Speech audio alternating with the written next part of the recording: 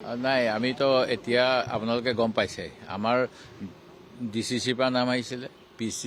পিইচিৰ পৰা আহিলে আৰু আজি আমি স্ক্ৰিনিং কমিটিত সেই নামখিনি লৈ পেলাই চৰ্চা কৰিছোঁ তাতে যিখিনি ক্ৰম আছে ক্ৰমখিনিৰ বিষয়ত আলোচনা হৈছে সিদ্ধান্ত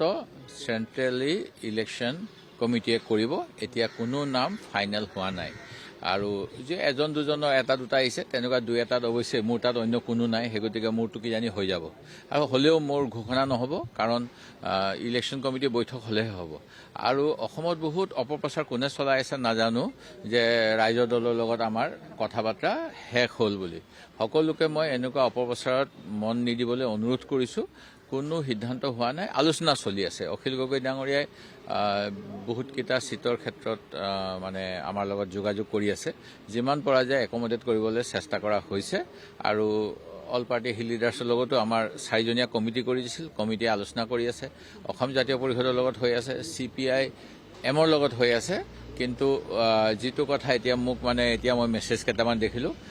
মোক দেখাই দিছে সেইখিনি মেছেজত যিখিনি কথা আহিছে সেইখিনি ছাপোৰ্ট কৰিব লগা কোনো কথা মোৰ হাতত নাই নাই তেখেতে সদায় দিয়ে আজি বুলি কিয় কৈছে যোৱাকালিও দিছিল কিজানি তাৰ আগদিনাও দিছিলে তেখেতে দি থাকে হয় কাইলৈ কিবা বৈঠক আছে যদিও নাজানো মই কাইলৈ কি বৈঠক আছে মইতো গম নাপাওঁ কিন্তু এইটোৱে কৈছোঁ যে তেখেতৰ বহুতখিনি নিগচিয়েট কৰিব লগা হৈ আছে কেইবালানিও বৈঠক হৈছে তেখেতৰ লগতে প্ৰথমৰ পৰা আৰম্ভ কৰি আছোঁ বৈঠক সেই গতিকে অলপ সময় লাগিছে আমি বুজা পৰালৈ আহিবলৈ নিশ্চয় চাম